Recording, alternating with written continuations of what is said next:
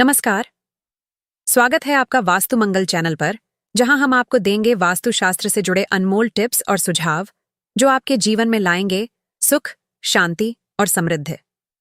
आइए शुरू करते हैं आज का विशेष एपिसोड और जानते हैं कैसे आप अपने घर और जीवन को कर सकते हैं सकारात्मक ऊर्जा से परिपूर्ण।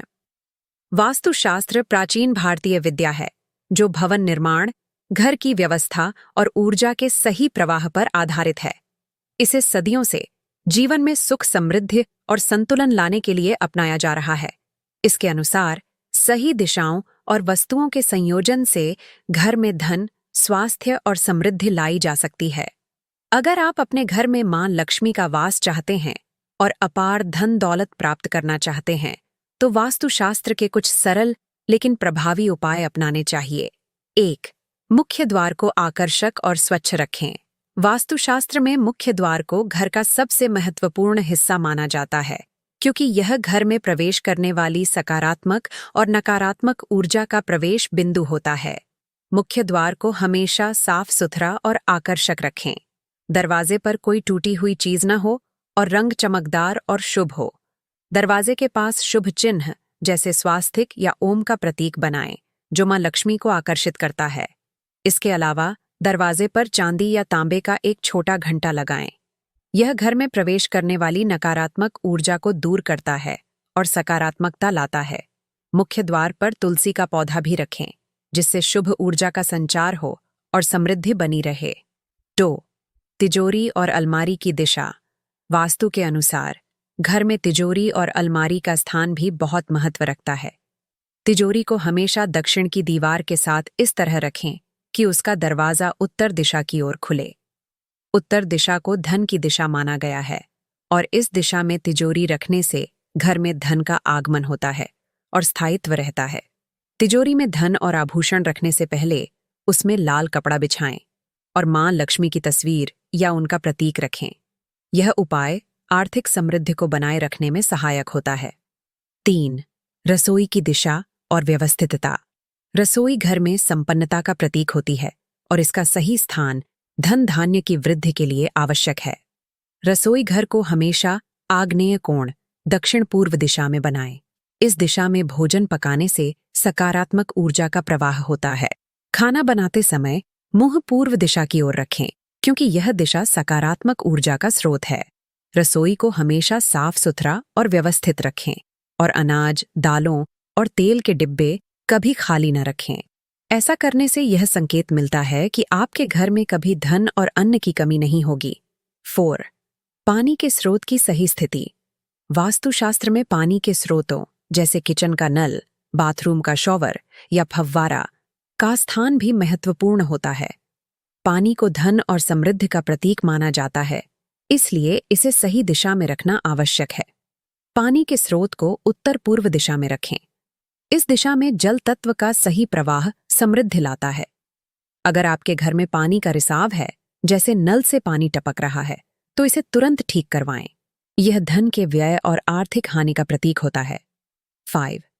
घर का केंद्र हमेशा खुला रखें।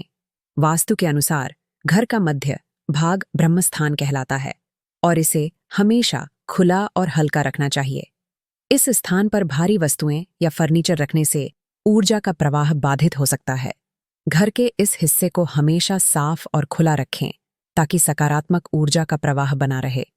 घर के केंद्र में किसी प्रकार का निर्माण कार्य नहीं होना चाहिए और अगर संभव हो तो यहाँ पर हल्की सजावट करें। यहाँ तुलसी का पौधा या कोई अन्य पवित्र प्रतीक रख सकते हैं, जिससे सकारात्मकता बढ़ती है। 6. भगवान की मूर्तियों और पूजा स्थल का स्थान। वास्तुशास्त्र के अनुसार पूजा स्थल का सही दिशा में होना आवश्यक है। ईशान कोण, उत्तर पूर्व दिशा को पूजा के लिए सर्वोत्तम माना गया है। इस दिशा में पूजा स्थल रखने से घर में शांति, सकारात्मकता और समृद्धि का वास होता है। ध्यान रहे कि पूजा स्थल को कभी भी सीढ़ियों के नीचे या बाथरूम के पास न रखें। इसके अलावा पूजा स्थल को साफ सुथरा और व्यवस्थित रखें और भगवान की मूर्तियों का मुख पूर्व दिशा की ओर होना चाहिए। 7. घर के पश्चिम दिशा में झाड़ू रखने की सलाह। वास्तुशास्त्र में झाड़ू को भी एक विशेष स्थान दिया गया है। इसे धन और समृद्धि से जोड़ा जाता है। झाड़ू को कभी भी घर के सामने या बीच में न रखें। इसे हमेशा घर के पश्चिम दिशा में रखें। झाड़ू को सूर्यास्त के बाद घर में इस्तेमाल नहीं करना चाहिए, क्योंकि इसे आर्थिक नुकसान का प्रतीक माना गया है। झाड़ू को छिपाकर रखना भी अच्छा माना जाता है, ताकि यह सीधे दृष्टिगोचर न हो। 8. बेडरूम की दिशा और व्यवस्था। बेडरूम को सही दिशा में बनाना घर के सदस्यों के स्वास्थ्य, धन और समृद्धि के लिए महत्वपूर्ण है। वास्तु के अनुसार बेडरूम दक्षिण पश्चिम दिशा में होना चाहिए। इस दिशा में बेडरूम बनाने से घर के मुखिया की स्थिति मजबूत होती है और घर में धन संपत्ति की वृद्धि होती है। बेडरूम में बिस्तर को इस तरह रखें कि सोते समय आपका सिर दक्षिण दिशा की ओर हो। इससे सकारात्मक ऊर्जा का प्रवाह होता है। बेडरूम में मिरर, आईना को बिस्तर के सामने न लगाएं, क्योंकि यह नकारात्मक ऊर्जा को बढ़ा सकता है। 9. घर के अंदर फव्वारा या एक्वेरियम रखें। वास्तुशास्त्र में पानी को धन का प्रतीक माना गया है। घर में एक छोटा फव्वारा या एक्वेरियम रखना सकारात्मक ऊर्जा को आकर्षित करता है और धन की वृद्धि करता है। फव्वारे को उत्तर दिशा में रखें, क्योंकि यह दिशा कुबेर की दिशा है और इस दिशा में पानी का तत्व धन और समृद्धि लाता है। अगर आप एक्वेरियम रखते हैं तो उसमें हमेशा मछलियों की संख्या विषम रखें, जैसे 7, 9 या 11। इससे घर में धन और समृद्धि का आगमन होता है। 10. घर के चारों कोनों में नमक रखें। वास्तुशास्त्र के अनुसार घर के चारों कोनों में समुद्री नमक रखने से नकारात्मक ऊर्जा का नाश होता है। नमक को कांच के बर्तन में रखकर हर 15 दिनों में बदलते रहें।